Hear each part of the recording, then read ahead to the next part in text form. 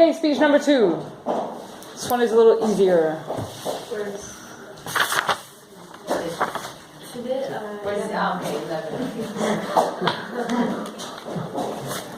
Okay. A few terms that are going to come up.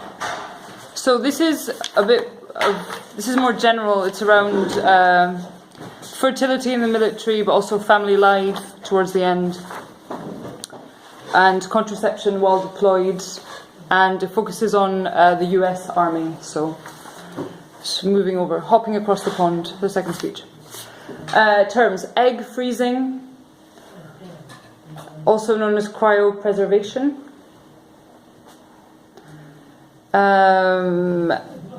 Another term that comes up is fertility window. So I don't know how you want to deal with that. IVF, IUDs, an intrauterine device. It's a method of contraception. I'll mention the Department of Veterans Affairs, which deals with former servicemen and servicewomen. Operation Iraqi Freedom.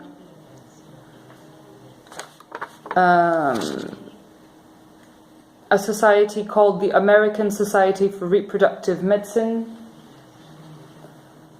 and a program called Serving Our Veterans.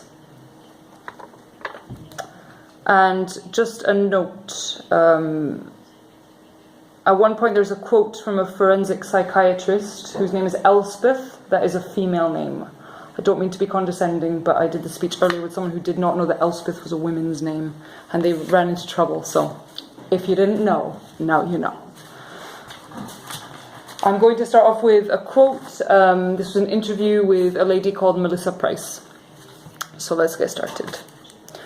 Melissa Price remembers the exact moment her third child was conceived.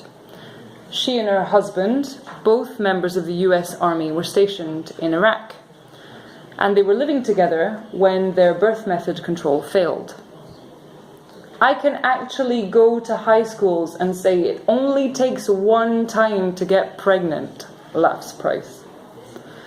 But she wasn't laughing then, because getting pregnant while in a war zone is forbidden and, as such, socially taboo in the US forces. In fact, Price had to leave her military tour 2 months early due to the pregnancy. While all families can struggle to balance careers and kids, family planning for women in the military can be more complicated because frequently they're deployed during their most fertile years. That can mean becoming pregnant at the wrong time, like Melissa Price, or missing a fertility window altogether. There are just some things that maybe military mums have to think about that maybe others don't, says Price. A large majority of servicewomen in the United States are in their reproductive primes. Of the 2.2 million active duty members, 16% were women in 2013, and about 40% were under the age of 26. Now, while birth control pills and some other forms of contraception are covered by the military, women are allowed an 180-day supply prior to deployment. Access on the ground while deployed can be spotty. In fact, a 2013 study found that 1/3 of the 281 active duty servicewomen couldn't get the type of birth control they wanted before being deployed, and 41% had trouble having access to birth control while they were on duty. Contraception may just be a handful of condoms at the front desk.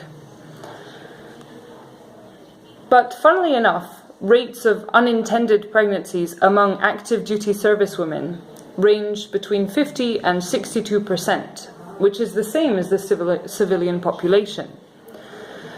And the takeaway for one forensic psychiatrist working in this field, Dr. Elspeth Ritchie, is, when you've got young men and women together, sex happens.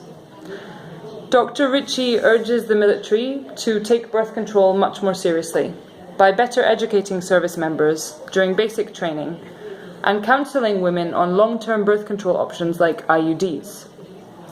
I might note here that terminating the pregnancy is not a very accessible option because the military only covers abortion in cases of rape, incest, and if the mother's life is at risk.